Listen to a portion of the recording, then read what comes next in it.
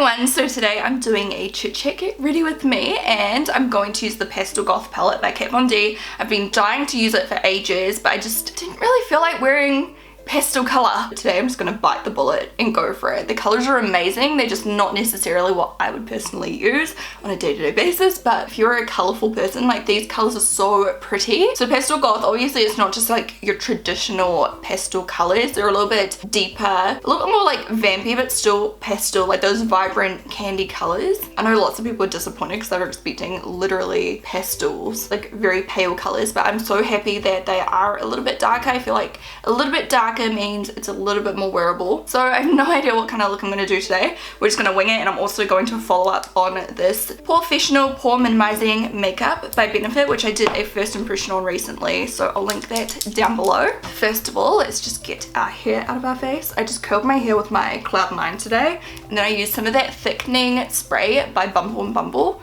to make it like really big, and I curled towards my face and away from my face, like both ways, just so that it's quite messy. For my primer today, I'm going to use my Marc Jacobs Coconut Primer just because it's right here. I'm worried that I'm not going to be able to get all the product out because the pump isn't working very efficiently at this point. I've got like that much left. This stuff is so good. I love it so much and it makes my skin feel amazing. Yes, if you notice, I've got like a ton of freckles at the moment. It's because I just got back from Rarotonga like 3 days ago and I got a million freckles. I like them, but they will fade in like a week, I guarantee it. I've just started like trying to scull hot water because this weekend I've been so tired I keep forgetting to drink water. And while I was in Rarotonga, like if you've been there you know you can't drink the tap water, so you have to drink filtered water or bottled water or whatever. We just kept running out of water so quickly, so I was drinking only like a litre or less a day when usually I drink about 3 litres. I drink one big bottle. This is 2 litres, like the 2 litre points here.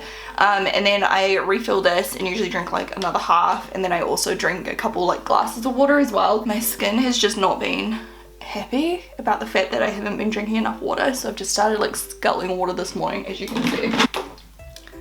I notice when I don't drink enough water, I get like way rougher skin. Like my skin just builds up and it just feels really bumpy and grimy and just gross. And also my under eye circles go like terrible. Look at that. I have a new concealer I'm going to try too. Okay, anyway, I'm going to start now because I'm babbling. I am going to use my Flawless Finish Sponge today because I haven't used this in ages. Maybe I should use this. I feel like this will be a really good color. One of my holy grail foundations. I love it, love this stuff. This is the Tarte Rainforest of the Sea Water Foundation, SPF 15. This one is in Light Sand. Honestly, this foundation is incredible. I'll link my first impression on it down below. I just kind of smack it on all over my skin, and then I'm trying not to like get my earrings involved. Just going to stipple it in with my sponge. Also, I was so dehydrated, especially on the flight home, because you know how like dehydrated you get on the friggin' flight from the aircon. I completely, like my lips just split open. Like, I don't know if you can see, like it actually split because my lips were so dry. That has not happened to me in a long time. So I'm currently like bathing my lip in hemp, what is it? The hemp ointment by The Body Shop. It really seems to help. My chest is like a little bit tanner, even though you can't really tell in this lighting. It's so cloudy outside, it's washing me out, but my chest is a little darker, and then my neck is literally like translucent. So I'm just gonna add a little bit more. I'm gonna build up my cheeks a little. I quite like the fact that you can see like all my freckles peeking through. Okay, now I'm going to put on some of shade 1, the Benefit Porefessional Pore Minimizing Makeup. Now, in my first impression, like everyone was telling me I was using this wrong when I literally like read the instructions off the packaging, but that's okay. So a lot of people got confused and thought this was a primer, like a tinted primer, but the original Porefessional is like a tinted primer. This is a coverage product. You can wear it alone or you can wear it on top of your makeup. And of course, if you buy this and you want to use it as a primer, go for it. Like you can do that. But for my first impression, obviously I wanted to use it how it suggests you should use it. Otherwise that would not be a fair review. So basically it says, release the product, blah blah blah. Pat and blend on pore problem areas or all over your face. Apply on bare skin or over makeup. And I mentioned in that video that I wanted to try it over makeup to see what it looks like. And I did say in my video, like I don't know how I feel about that because I feel like you know, a product, you should just be able to use it alone and be done. You shouldn't have to like pair it up with other stuff. But then, as some other people said, Benefit is known for its POREfessional range, which is like a multi-layering kind of system. Like, it's a targeted product. It's for your pores. It's supposed to, you know, help pores. So if you need that extra coverage and you need that extra filling in of your pores, like that's why you would layer this. I don't really have a pore problem, but I did notice when I used this, it made my face look so flawless, like it was photoshopped, like it was pretty incredible. So I'm on the fence about this still. I do think it works really well for pores. So if you have a pore issue, I definitely think it could be worth a go. And if you require full coverage, let's see how it looks on top of this. So I'm just gonna use shade 1. And some people did say that yes, that they prefer to use it on a big sponge rather than the one that comes in the package. So basically you just press the little, button and it releases the product. I'm gonna do 4. And then let's just zoom in. So you can kind of see where I've got pores in here. They are in no ways terrible. I don't really care about them at all, to be honest. But let's see how it works. Actually, I'm gonna do this side. Ready? Okay.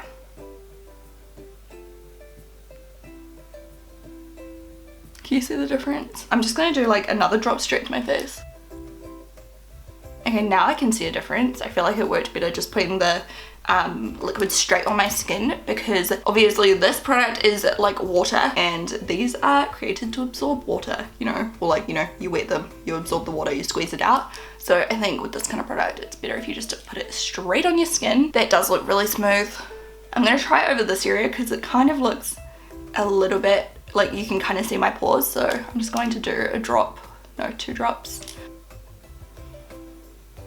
And this is the kind of area a lot of people struggle with highlighters because it makes their skin look really textured. So I want to see if it kind of smooths this area out. So I don't know about you, but I can definitely see the difference. So obviously this is the side that I did and then this side I didn't.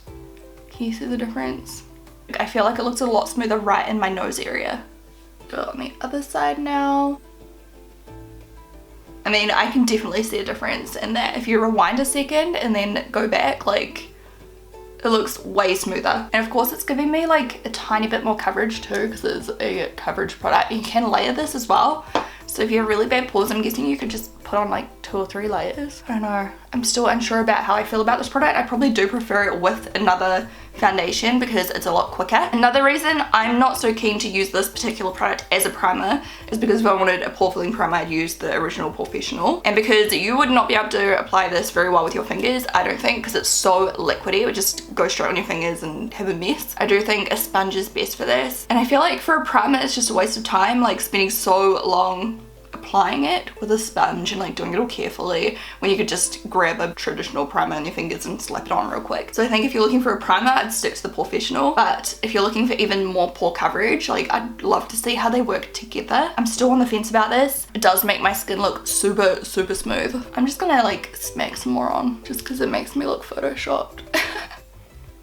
Anyway, I'm gonna stop blabbing about this product now. Let's move along. I got sent all of the new NARS concealers. Look how pretty. Okay, so I've got Custard here, which is my Radiant Creamy Concealer shade. This concealer is called the Soft Matte Complete Concealer. I'm gonna use a little bit of this on my face where I need it. I'm just dunking my sponge straight in, and I've got some redness down here because I had a little bit of peeling, which was random. I got a little bit sunburned like on my chin and right up on the top of my forehead. Whew. That noise was an impressed noise, by the way. I haven't actually used this on my skin yet, and that covered so good. It looks so nice. I'm impressed. I'm gonna use a little bit just on my face down here just to get rid of some of the freckles. I want the ones like across here showing, but the ones down the bottom, I kind of don't. So I'm going to conceal them. That looks so smooth.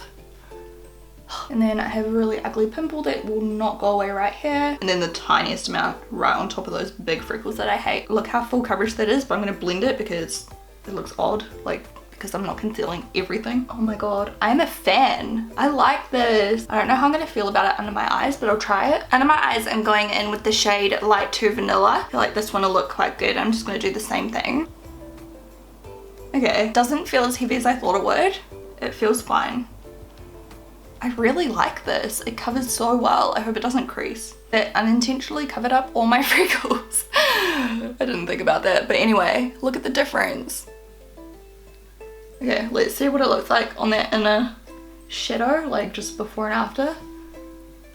I'm not using much product either, like I'm literally just like tapping it in and picking up a little product. It's quite thin, even though it's like a cream. It's like a thin cream, like a thin layer. My skin looks friggin' airbrushed. You know what? I do actually really like this. I think it smooths out your skin so effectively. Like if you just look at this area of my face, like it looks photoshopped. So there you go. There's my little update on this product. While I'm here, I'm going to take a little bit of this YSL Sunkissed Blur Perfector Healthy Glow Balm Powder on my sponge. I love this. And I'm just going to quickly warm up my skin a little. This is just like a bronzer product. I'm not contouring with it, just bronzing. So cheek, temple, a little on my nose, and a little just under my neck. For my powder today, I'm just going to use Studio Fix. This is in the shade C2. I'm just using a nice big powder brush. And then I'm going to use a little bit of Well Rested just to set the concealer in place. And I'm just using a small face brush. Honestly, that under eye concealer looks pretty dang smooth. I'm pretty stoked there. Now I need to figure out what the heck I'm doing with my eye makeup. First, let's do the eyebrows because that's easy. I'm going to use my favorite. This is the Ka-Brow by Benefit in shade 3. And I'm going to use it with an eye definer brush.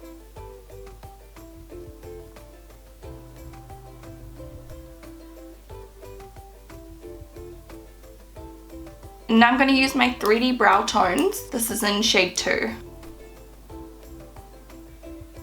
Oh, this is an old school.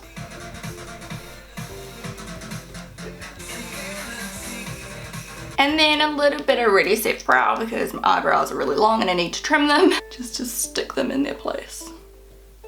This stuff is really good if you have unruly eyebrows. And I'm just putting on some Hourglass lip oil just so that can kind of moisturize while I'm doing my eye makeup. I'm procrastinating because I don't know what to do. First, we will prime our eyes. This is the Natasha Denona eyeshadow base, my favorite, and an angled eye brush.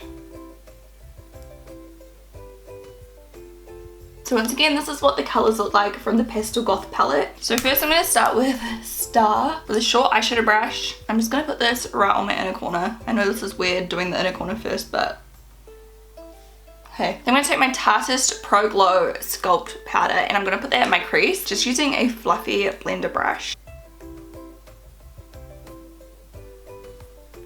I'm going to use some Revitalash. Now I'm going to take Clementine and I'm going to use just an eyeshadow brush. So that is the Pastel Peach. I'm just going to put that on the eyelid. That's such a pretty color. I'm going to add more color soon, like add more peach. I'm just kind of like putting random spots of color down till I know what I'm doing. Now I'm going to take the same color on a crease blender brush and kind of put that like, I don't know what I'm doing. This color is so beautiful. Now I'm going to take a firm blender brush and I think Meow. Let's just go along the little line. I'm going to put that on the outer crease and kind of blend it together with that peach. And then I'm going to use a little bit of Dope, which is the next darker purplish color. It's like an indigo kind of. I'm going to put that right in the crease too. I'm just using my crease blender with that peach color on it to buff out the edges.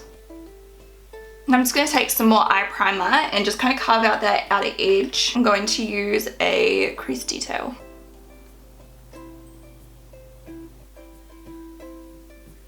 Now I've just wiped off my eyeshadow brush and I'm going to take the white.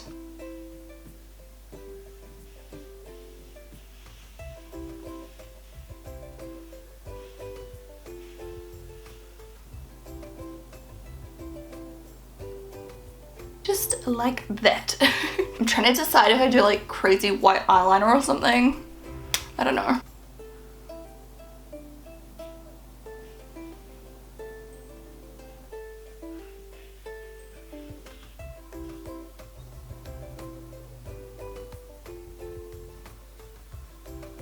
I want to use one of these on my inner corner. I haven't used these on my actual face yet. I've only swatched them on my hand, but this is the Alchemist Holographic Palette. It's so small compared to what I thought it would be. Like, it's so tiny, but The color's really cool, and yeah, I want to brighten up that inner corner. I either want to do the pink or the purple. I reckon I'll do the pink actually, this one here. I'm just using a crease detail brush again, just to kind of put it on top of the yellow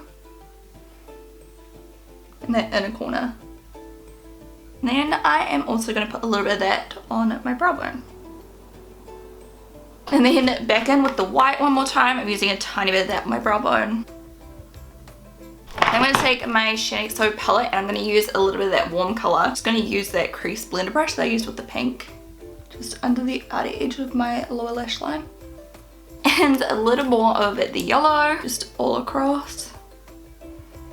So first I'm going back in with my Tarte's palette and I'm going to contour. And I'm going to use a contour fan brush. And then to highlight, I'm going to use the shade Strobe from the same palette. Just going to use my small face brush.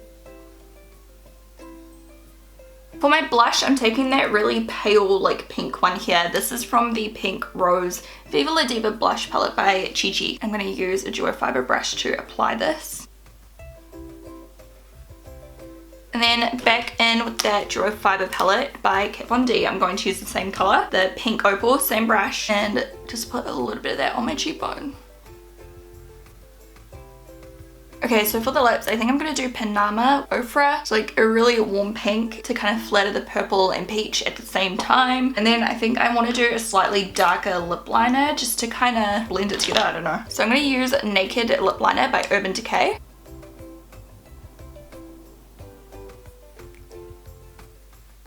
I have a lip swatch video of all of the colours. I will link it down below. I feel like this is just too bright, I don't know. Okay, this is Dolce by Anastasia Beverly Hills. Okay, now to finish the eyes, I'm going to use like a flesh tone eyeliner just in my waterline. This one here is called Honey Dude by Colourpop.